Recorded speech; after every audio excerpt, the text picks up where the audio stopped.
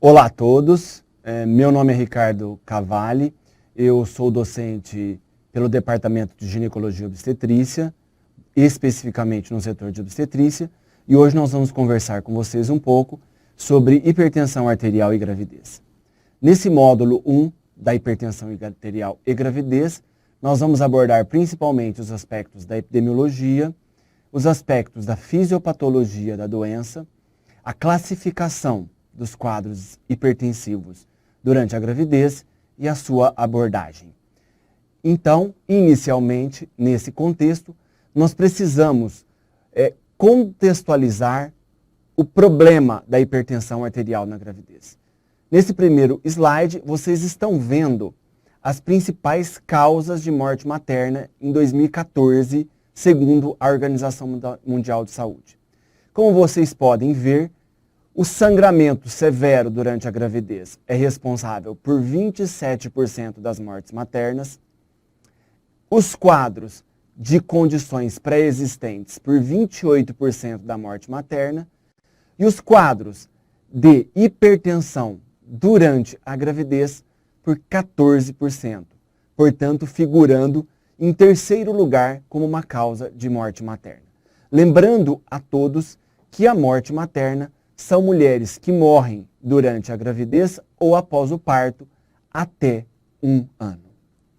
Quando nós olhamos os dados da morte materna no Brasil, nós vemos que 50% das mortes têm outras causas como identificadas e 20% têm como causas a hipertensão arterial durante a gravidez. Quais os objetivos desses dois primeiros slides? Mostrar para vocês que a hipertensão arterial durante a gravidez é um importante fator de mortalidade materna no Brasil e no mundo. Qual é então o impacto da hipertensão arterial na gravidez? Qual a sua incidência? Quais são as suas complicações? Os quadros de hipertensão arterial da gravidez incidem em aproximadamente 10% das gestações.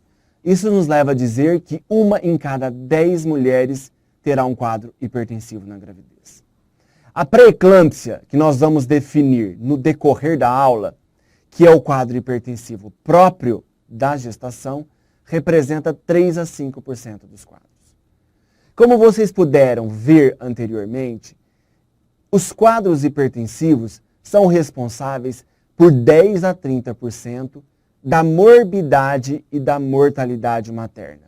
Ou seja, responsável pela morte de mulheres, como também responsável pela morbidade dessas mulheres. Além disso, a hipertensão é a primeira causa da morte fetal intraútero, é responsável por elevadas taxas de prematuridade. Os quadros hipertensivos durante a gravidez têm um alto custo para o sistema de saúde, vista a mortalidade materna e a prematuridade. Além disso, os quadros hipertensivos próprios da gravidez têm uma fisiopatologia não completamente estabelecida. Na atual circunstâncias, tem uma impossibilidade prática e efetiva de se predizer quem vai ter e de se prevenir, e representa 40 a 50% das internações. Com isso, nós queremos contextualizar a importância de se estudar, de se conhecer e de se abordar a hipertensão na gravidez, visto inicialmente pela sua incidência e pela sua repercussão na mãe e no feto durante a gestação. Como são classificados os quadros hipertensivos durante a gravidez? Essa classificação foi realizada por um grupo americano que estuda hipertensão em 2000 e foi novamente revisto pelo Colégio Americano de Ginecologistas e Obstetras em 2013. E divide os quadros hipertensivos na gravidez em 4 grupos.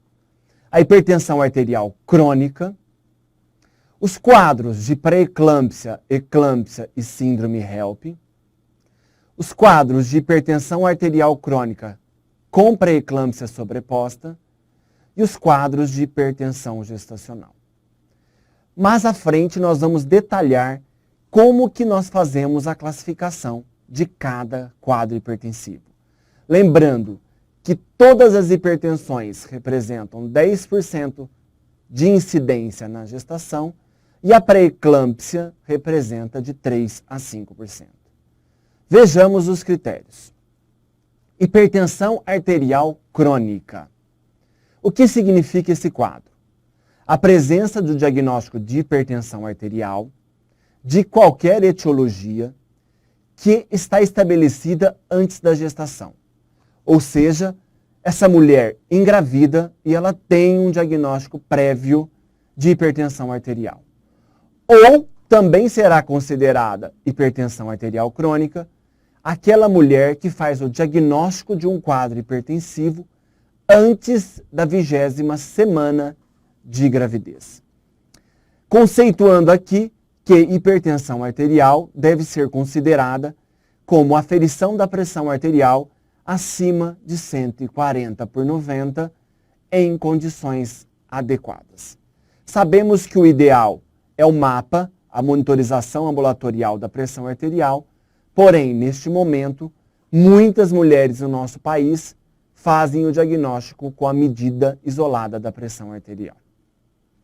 O que fortalece o diagnóstico de que isto seja uma hipertensão arterial crônica?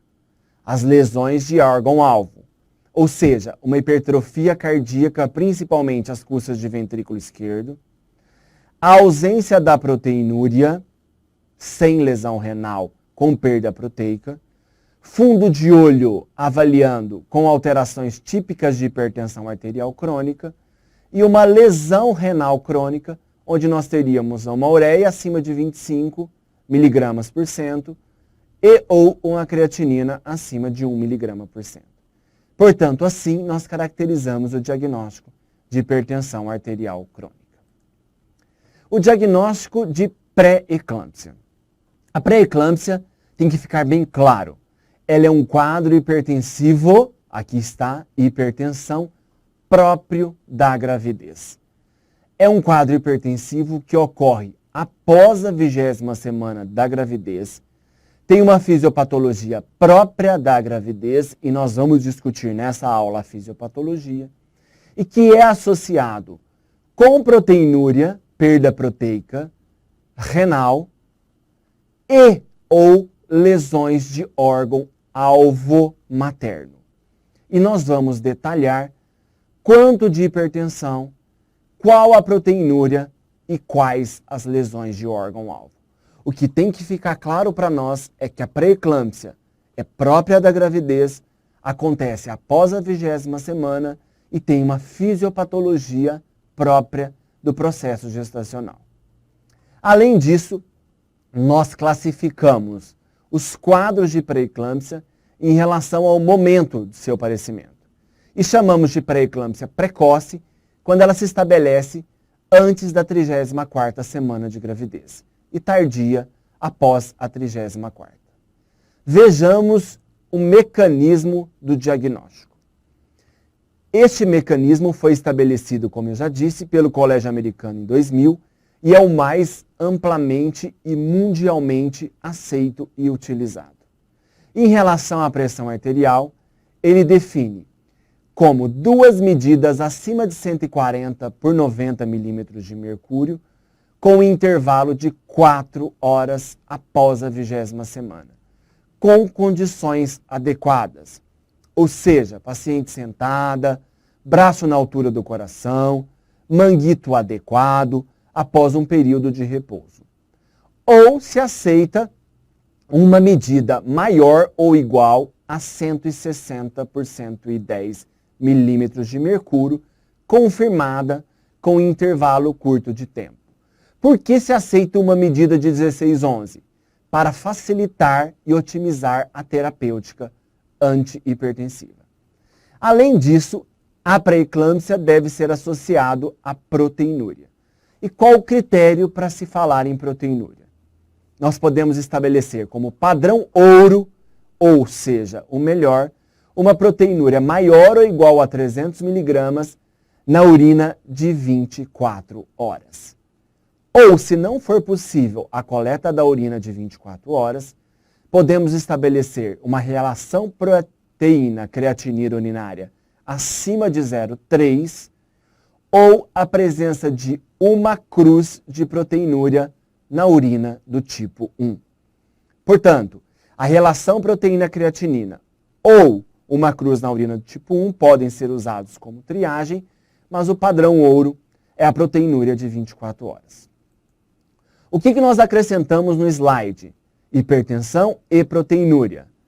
Que, na ausência de proteinúria, se tem hipertensão após 20 semanas com lesão de órgão-alvo, nós também vamos considerar pré-eclâmpsia segundo o Colégio Americano. E quais são essas possíveis lesões de órgão-alvo? Plaquetopenia, isso seria uma plaqueta abaixo de 100 mil. Insuficiência renal, com creatinina sérica acima de 1,1 ou o dobro da concentração sérica na ausência de doença renal. Alteração das enzimas hepáticas, elevação das transaminases 2 vezes a concentração normal. Edema pulmonar clínico ou sintomas de sistema nervoso central, caracterizados principalmente por cefaleia, turvação visual e epigastralgia. Portanto, hipertensão com proteinúria ou hipertensão na ausência de proteinúria com lesão de órgão-alvo, segundo o Colégio Americano, fazem o diagnóstico de pré-eclâmpsia. Aqui está grifado em negrito.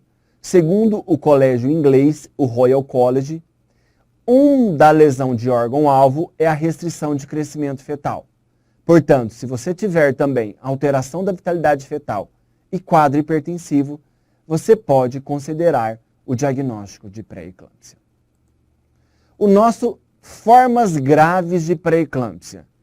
Quais são as situações clínicas de agravamento da doença pré-eclâmpsia?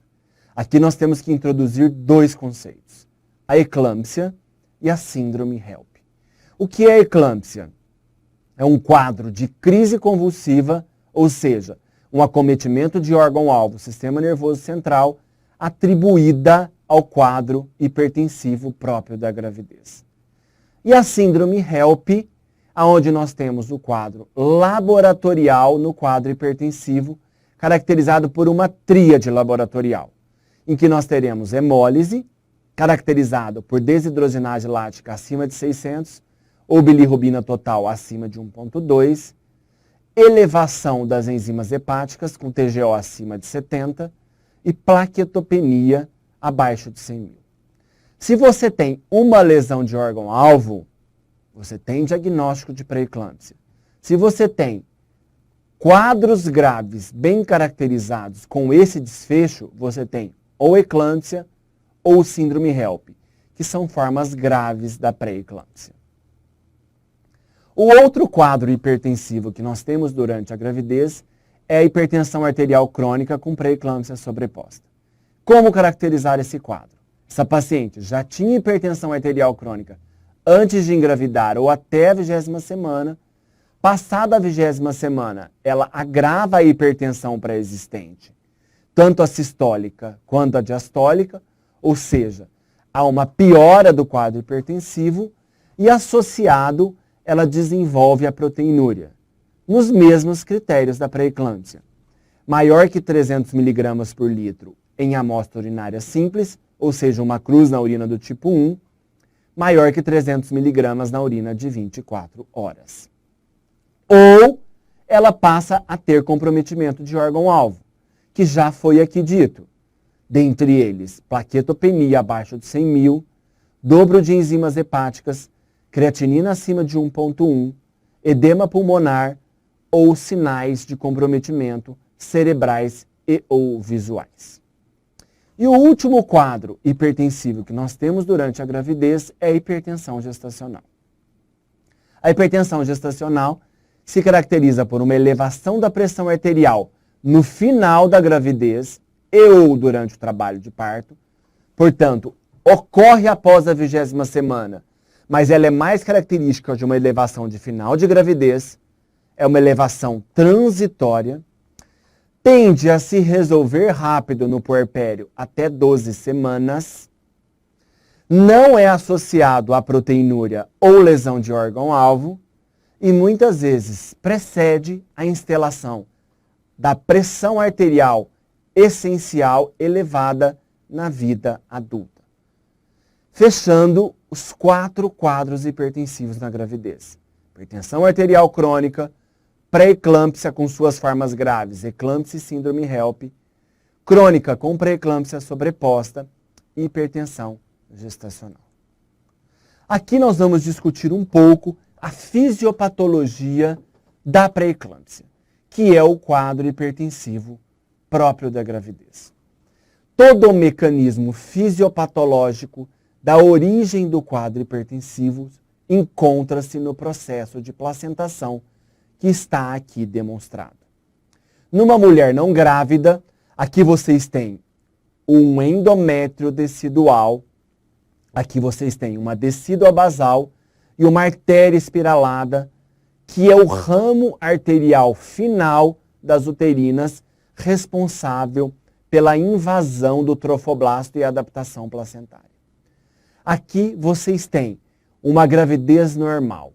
Vejam que a artéria espiralada ela é invadida e sofre um processo de vasodilatação, permitindo uma adequada perfusão placentária.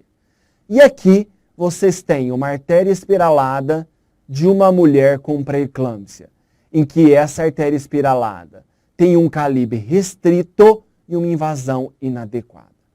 Por que ocorreria essa invasão trofoblástica inadequada? Está aqui acima, por uma reação imunológica envolvendo imunologia humoral através de anticorpos, por um quadro imunológico envolvendo células natural killer, células de defesa, por fatores genéticos predisponentes, por fatores de estresse oxidativos ou por outros fatores. Aqui a gente estabelece que ainda essa fisiopatologia carece de muitos conhecimentos, mas sabe-se que múltiplos fatores levam a uma má invasão trofoblástica. E essa má invasão trofoblástica leva a uma isquemia placentária. Consequentemente, com essa isquemia placentária, você altera a unidade de troca de oxigênio e nutrientes materno pela remodelação da artéria espiralada. Consequentemente, se essa perfusão não é adequada, e é após 20 semanas, nós vamos ter uma restrição do crescimento fetal. Para manter essa perfusão adequada, a placenta entende que esse processo isquêmico pode comprometer o crescimento fetal. Ela vai lançar na circulação sistêmica materna desequilíbrio de mediadores vasoconstritores e vasodilatadores, levando ao predomínio de vasoconstritores e à diminuição de vasodilatadores, gerando um quadro hipertensivo que busca manter a perfusão placentária. Se nós não conseguimos ter uma perfusão placentária adequada, às custas de uma vasodilatação da artéria espiralada, nós temos um desequilíbrio que vai gerar hipertensão, proteinúria e lesão de órgão-alvo, hepática, renal e cerebral, gerando o diagnóstico de pré-eclâmpsia. Portanto, nós não sabemos o exato mecanismo que leva a essa má invasão trofoblástica, mas sabemos que ela acontece e que, mediante essa má invasão trofoblástica, que é desde o início da gestação, há um desequilíbrio de vasoconstritores e vasodilatadores para gerar hipertensão, proteinúria e lesão renal. Porque essas substâncias que são lançadas na circulação sistêmica, elas não têm ação única local para melhorar a perfusão placentária, que é para levar ao crescimento adequado do feto, mas tem ação sistêmica gerando lesão de órgão-alvo. Portanto, este é o mecanismo principal fisiopatológico. E vocês vão ver que na abordagem adiante, todo o controle dos quadros hipertensivos tem que visar manter uma perfusão placentária adequada para ter um crescimento fetal adequado, porém não pode permitir uma PA muito elevada com a lesão de órgão-alvos, sendo que a PA foi aumentada para manter essa perfusão. Nesse slide nós vemos o mais completo desse processo fisiopatológico da pré-eclâmpsia. Aqui nós temos fatores de risco materno, fatores de risco placentário e fetais, invasão trofoblástica deficiente, mulheres com hipertensão crônica, diabetes, obesidade, pré-eclâmpsia e reprodução assistida. Nós temos uma perfusão placentária reduzida, levando à restrição do crescimento fetal, uma alteração do fluxo uterino e biomarcadores, uma predisposição genética, levando à liberação de citocinas, desequilíbrio entre fatores vasoconstritores e vasodilatadores, agindo no vaso, levando a um estresse oxidativo e uma lesão endotelial.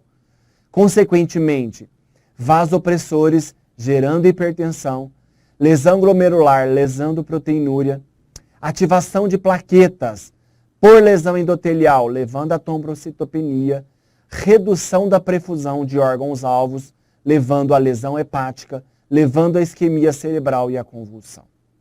Portanto, fatores de predisposição, fatores placentários em má invasão, desequilibram, levando a um estresse oxidativo, uma lesão endotelial vascular e um quadro hipertensivo próprio da gravidez, cujo objetivo vai ser controle. Controle por quê? Porque o tratamento definitivo é o parto e a retirada da placenta. Controlar para quê? Para manter uma perfusão placentária adequada e levar a gestação máxima a termo e evitar que essa hipertensão lese os órgãos-alvos maternos. Então aqui, no que consiste o controle desse quadro hipertensivo? Uma avaliação fetal para garantir que esse feto esteja recebendo oxigenação suficiente, por isso nós vamos ter que avaliar o crescimento e a vitalidade fetal. E aqui vai ter um papel o corticoide para induzir maturidade fetal, pois muitos quadros hipertensivos de pré-eclâmpsia ocorrem de forma grave e precoce, e esses fetos podem precisar do nascimento pré-termo. E uma avaliação materna. Com que objetivo? Para avaliar as lesões de órgão-alvo. Como? Através da isquemia do sistema nervoso central, cefaleia, turvação visual e epigastralgia, através de exames laboratoriais que ajudam tanto no diagnóstico quanto no segmento dessas pacientes e para avaliar a gravidade evolutiva da doença, e o controle da pressão arterial. Lembrando que nós não podemos abaixar demais essa pressão arterial, porque senão nós não vamos perfundir esse útero e não vamos perfundir esse feto, nem levar oxigênio e nutrientes para esse feto. Porém, não podemos ter uma PA estritamente elevada que vai lesar o órgão-alvo e complicar o quadro materno, levando à morbidade e mortalidade. E por fim, nós vamos ter um momento de resolução da gravidez. Quais exames complementares e laboratoriais nós vamos ter para avaliar as lesões de órgão-alvo? Eles estão aqui listados. O ácido úrico, que mede lesão endotelial, estresse vascular. A proteinemia e a albumina, porque nós temos a perda proteica através da urina. As enzimas hepáticas pela isquemia hepática e lesão tissular, TGO, TGP e desidrogenase lática. A desidrogenase lática para medir a lesão secundária à hemólise. A urocultura, nós sabemos que mulheres com quadros hipertensivos têm maior taxa de bacteriúria assintomática. A proteinúria de 24 horas, que faz o nosso diagnóstico e mede a gravidade dessa lesão renal. O fundo de olho para avaliar as lesões típicas de hipertensão e o eletrocardiograma. E num quadro destacado negro aqui, nós temos os exames que são realizados na urgência, que ajudam a fazer o diagnóstico de pré-eclâmpsia por lesão de órgão-alvo, de síndrome HELP e dos quadros graves. E esses exames são disponíveis nas urgências no centro obstétrico. São eles o hemograma, para avaliar a plaquetopenia, lembrando que a plaqueta abaixo de 100 mil faz o diagnóstico e faz parte da tríade da síndrome HELP. A ureia-creatinina, principalmente a creatinina acima de 1,1. Os eletrólitos sódio e potássio. A TGO acima de 70, que também faz parte do diagnóstico da síndrome HELP. A bilirrubina, para avaliar a hemólise. E a urina do tipo 1, para avaliar a proteinúria inicial e fazer o diagnóstico. Destes exames, 3 fazem parte da síndrome HELP. A plaqueta abaixo de 100 mil, a TGO acima de 70 e a bilirrubina acima de 1,2, fazendo a tríade do diagnóstico da síndrome HELP. E alguns apenas auxiliam no diagnóstico de lesão de órgão-alvo nos quadros de pré-eclâmpsia. Nós temos um controle ambulatorial e um controle hospitalar, a depender da gravidade do quadro. Inicialmente no controle ambulatorial, nos quadros de bom prognóstico, sempre naquelas mulheres que são hipertensas crônicas, ajustar medicação e exames laboratoriais para avaliar lesões de órgão-alvo. Aqui é importante nós dizermos ajustar medicação. Muitas hipertensas crônicas usam medicações que atravessam a barreira placentária e podem ser teratogênicas por feto. E no próximo slide vocês vão ver quais as medicações são permitidas para uso durante a gravidez e quais não são. Lembrando que o ideal é que essas hipertensas crônicas ajustem suas medicações antes de engravidar e tenham um controle adequado da sua pressão arterial antes de engravidar. Isso melhora os resultados durante a gravidez. Recomenda-se repouso pelo menos 2 horas ao dia. É controverso, mas nós sabemos que muita agitação dessas mulheres e o trabalho excessivo pode piorar os quadros hipertensivos. A restrição de sal não é recomendada. Porém, aqui nós temos uma ressalva. Muitas vezes a dieta do brasileiro é hipersódica. Então, fazer uma dieta não com restrição, mas adequada do ponto de vista de sal, deve ser recomendada. E nós vamos discutir também aqui na aula o uso dos hipotensores a nível ambulatorial, que eu já disse para vocês. Tanto nas hipertensas crônicas, que deve ser ajustado para medicações permitidas na gravidez, quanto para uso nos quadros de pré-eclâmpsia, crônica com pré-eclâmpsia sobreposta e na hipertensão gestacional. Abaixo aqui da divisória estão as pacientes com evolução desfavorável. Aquelas pacientes que têm descontrole de PA, laboratório alterado, sintomas de cefaleia, turvação visual e epigastralgia, que é a iminência da eclâmpsia, prévio à crise convulsiva, que tem restrição do crescimento fetal ou alteração da vitalidade fetal, devem ser internadas para acompanhamento. Ou seja, os quadros hipertensivos com comprometimento de órgão-alvo e evolução desfavorável devem ser acompanhados de perto e melhores seguidos. Os hipotensores. Aqui estão destacados os mais utilizados, hoje nós não vamos discutir dose, e os que são permitidos durante a gravidez, tanto para a hipertensa crônica quanto para os quadros de pré-eclâmpsia. Lembrando que na hipertensão crônica, você deve ter uma PA controlada, sim, de 12/8. Mas na pré-eclâmpsia, em que o mecanismo de hipertensão se instalou para manter a perfusão uteroplacentária, você deve ter uma PA em torno de 14,9, que consiga perfundir esse útero, essa arteriúra espiralada, e não deve permitir uma PA extremamente elevada que possa causar lesão de órgão-alvo. Quais medicações são permissivas e por quê? Por quê? Elas não são teratogênicas, não causam lesões no feto e não atravessam a barreira placentária de forma significativa a ponto de causar lesão fetal. São elas a alfa-metildopa, que é um alfa-bloqueador a nível do sistema nervoso central, a nifedipina retarde, que é um bloqueador de canal de cálcio, e o pindolol, que é um alfa-beta bloqueador, principalmente potencial alfa. Além de não serem teratogênicos e não atravessar a barreira placentária, essas drogas têm um princípio, que é vasodilatação. periférica. E lembrem-se que no quadro de pré-eclâmpsia, nós temos uma vasoconstrição. Portanto, essas drogas são as melhores para o controle da pressão arterial. Drogas contraindicadas, nós lembramos os inibidores do receptor de angiotensina 2 e os inibidores da enzima conversora de angiotensina. Por quê?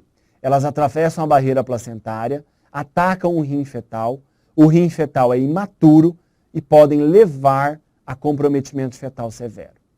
Os diuréticos são contraindicados porque diminuem o volume plasmático e, consequentemente, podem diminuir a quantidade de líquido amniótico fetal.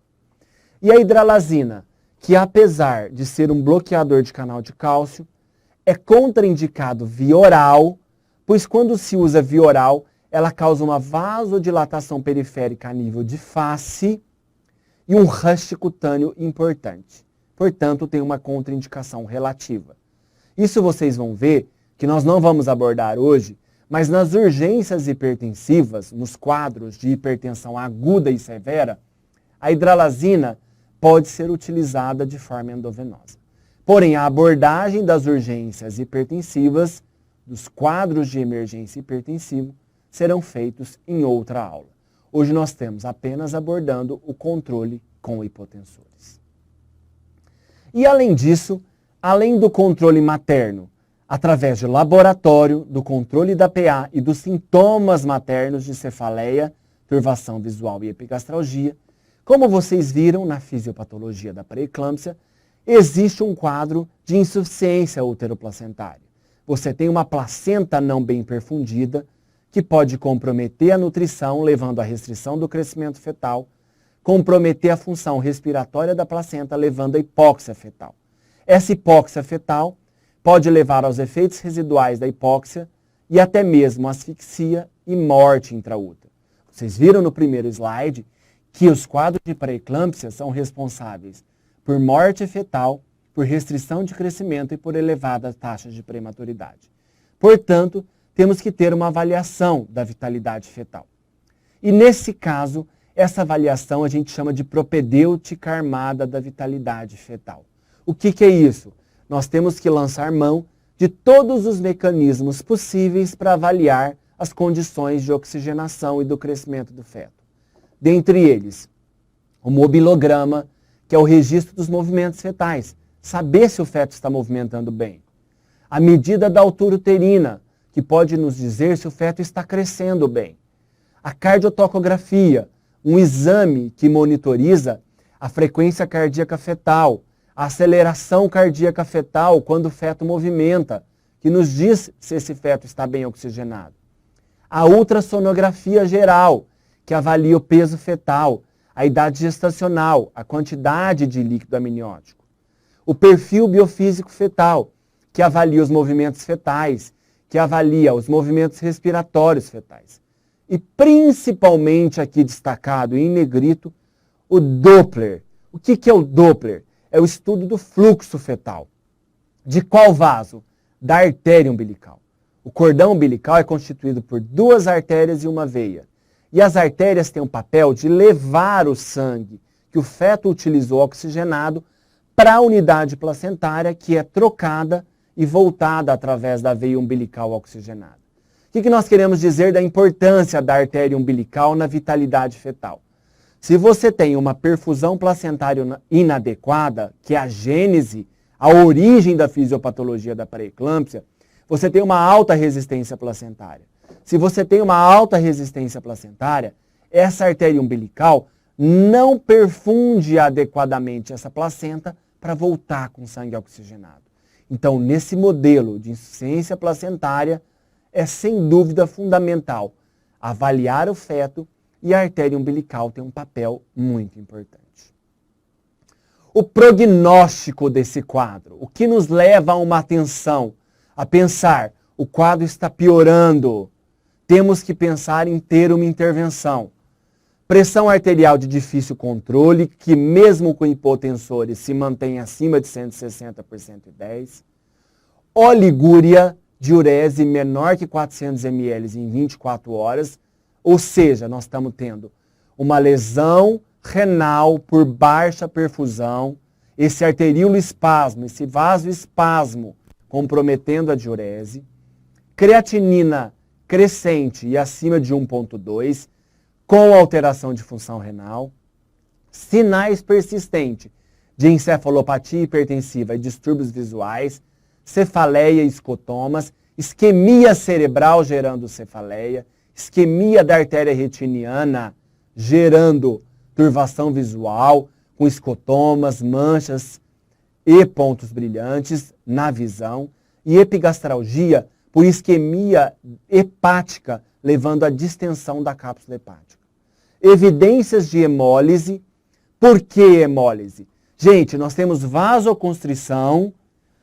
Com vasoconstrição, nós temos lesão endotelial. Nessa lesão endotelial com vasoconstrição, nós temos agregação plaquetária formando microtrombos. A hemácia não consegue passar nesse vaso, gera hemólise, produzindo icterícia, com função hepática alterada, aumento de bilirrubina e lesão do hepatócito com aumento de TGO. Então, se nós tendo um quadro com esse comprometimento, nós temos um prognóstico reservado, ou seja, uma chance de um desfecho grave no quadro de pré-eclâmpsia. E também, aqui destacado que por muito tempo foi critério de gravidade e hoje não é mais a proteinúria maior que 5 gramas. Lembra que nós citamos que a proteinúria maior que 300 miligramas faz parte do diagnóstico de pré-eclâmpsia. A proteinúria em gravidade maior que 5 gramas era um critério de prognóstico ruim, porém hoje não faz parte mais. Qual o papel dos itens para critério de prognóstico? Para que nós decidamos manter ou interromper a gravidez. Porque como nós vimos, nós vamos controlar o quadro. Controlar para quê? Para levar a gestação máxima ao termo. Pensando em quem? No feto. Se nós fôssemos pensar pré-eclâmpsia exclusivamente na mãe, nós íamos interromper todas as gravidezes. Mas como nós temos feto pré-termo, nós temos que ganhar ao máximo, controlando a PA, controlando o laboratório, controlando o feto, controlando os sintomas, levando ao máximo a gravidez para ter um feto viável e evitar a perda desse feto. Porém, o alerta vai de atenção a que num determinado quadro pode ser tão grave para a mãe que ao invés de estar ganhando com o feto, nós podemos estar perdendo com a mãe e levar à morte materna. Para isso servem os critérios de prognóstico. E aqui nós temos então uma discussão sobre o momento de resolução da gravidez mediante quadros hipertensivos. Se nós temos um quadro de hipertensão de bom prognóstico, ou seja, a PA está controlada, os exames laboratoriais estão controlados, o feto está bem e a mãe está sem sintomas, sem sinais de comprometimento do sistema nervoso central, com cefaleia, turvação visual e epigastralgia. Quando nós vamos resolver? No termo, com 39 semanas. E agora, Ricardo, os quadros gravíssimos que nós citamos, as formas graves de pré-eclâmpsia. Eclâmpsia, crise convulsiva e síndrome HELP. O quadro laboratorial composto pela tríade, plaquetopenia abaixo de 100 mil, low plaquettes, LP, liver enzimas, EL, aumento de enzimas hepáticas acima de 70, e H de hemólise, bilirrubina acima de 1,2, formas gravíssimas.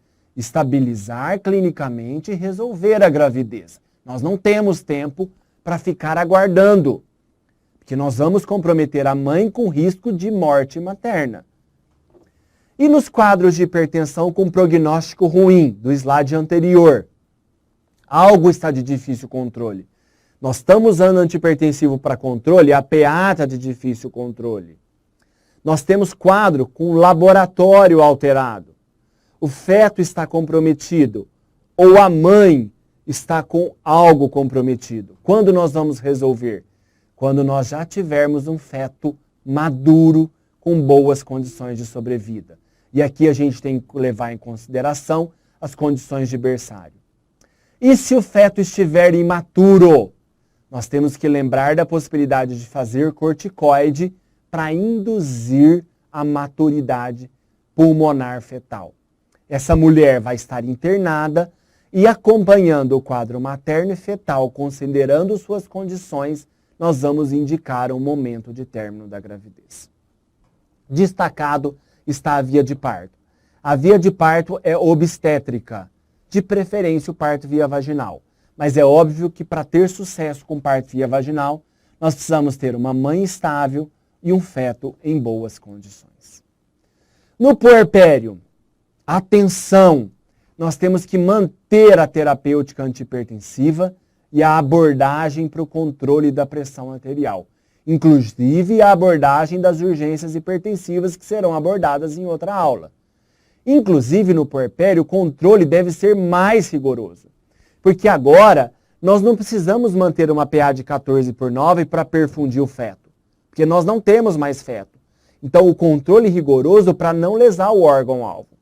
E lembrar para vocês que o desequilíbrio das substâncias vasoconstritoras e vasodilatadoras que geraram hipertensão, elas não desaparecem rapidamente. Então, se a gente retira o antihipertensivo, nós podemos ter rebote hipertensivo e podemos, inclusive, ter eclâmpsia no puerpério, crise convulsiva, e podemos ter HELP no puerpério. Portanto, devemos controlar estritamente a pressão no puerpério para não ter a lesão de órgão-alvo. Porque as substâncias vasoconstritoras e vasodilatadoras não desaparecem imediatamente. Então, nós temos um tempo para reavaliar os diagnósticos. Quanto tempo se recomenda? Reavaliar o controle da PA em 12 semanas. Se a PA se resolveu, o quadro está resolvido. Se a PA se mantém elevada, nós temos que considerar a possibilidade do diagnóstico de hipertensão arterial crônica. Esse slide visa dizer o quê? Vocês viram que há má invasão trofoblástica e há um endotélio ruim gerando quadros hipertensivos. Então, essas mulheres que tiveram quadro hipertensivo na gravidez têm maior chance de repercussão materna a longo prazo, serem mais hipertensas crônicas, terem mais infarto agudo do miocárdio, mais trombose venosa profunda, acidente vascular cerebral, diabetes mellitus e doença renal. Lembrar para vocês que quanto mais graves os quadros hipertensivos na gravidez e quanto mais precoce, maior o risco futuro dessa mulher. Então, é importante intervenção nessas mulheres para mudança no estilo de vida pós-parto, para melhorar o peso, melhorar o perfil lipídico e melhorar a função vascular. Se elas foram testadas na gravidez e tiveram um quadro hipertensivo, elas têm risco futuro de quadros hipertensivos graves. Por fim, nós estamos terminando. Nós comentamos que nós temos uma dificuldade de predizer quem vai ter e de prevenir a ocorrência. Porém, após vários estudos, existe um grupo de risco hoje bem estabelecido de mulheres que têm 50% de chance de desenvolver pré-eclâmpsia. E esse grupo de risco pode ser rastreado no início da gravidez, no primeiro trimestre. Quem são essas mulheres de alto risco? Aquelas que são hipertensas crônicas. 50% das mulheres com hipertensão crônica vão fazer pré-eclâmpsia sobreposta. Elas já têm uma lesão vascular, gente. Se elas fazem uma má perfusão placentária e um desequilíbrio de vasoconstritor, elas geram pré-eclâmpsia sobreposta. Aquelas que são obesas com IMC acima de 30, com dislipidemia, colesterol total ou triglicérides acima de 200. Aquelas que tiveram pré-eclâmpsia em gestação anterior, ou seja, já manifestaram um quadro hipertensivo secundário à má placentação e lesão endotelial. E aquelas que têm diabetes clínicos pré-existentes tipo 1 e tipo 2 com lesão vascular. Para que identificar esse grupo de alto risco? Primeiro, porque elas têm maior risco de ter pré-eclâmpsia. Portanto, têm maior risco de ter um desfecho desfavorável. E segundo, porque já existe na literatura uma prevenção para essas mulheres de risco, não para todas as gestantes. Para mulheres de risco, os estudos têm demonstrado que o uso do AS, sim, um anti-inflamatório em doses baixas, o ácido acetil salicílico, 100 mg por dia, introduzido, aqui é introduzido, até a 20ª semana e mantido até o final da gravidez, a gente mantém até 36, 37 semanas, tem um nível de evidência A para redução global de pré-eclâmpsia em pacientes de alto risco, e são as pacientes que nós determinamos no primeiro trimestre. A redução é em torno de 10 a 15%. Então, se vocês triarem como mulheres de alto risco 10 e darem AS para essas 10 mulheres, 1 a 2 não vão fazer pré-eclâmpsia. E previne principalmente os casos graves. Lembrando que o AS, aqui nessas doses, está agindo como um antiagregante plaquetário. E vocês viram que a agregação plaquetária está envolvida nos quadros graves de pré-eclâmpsia.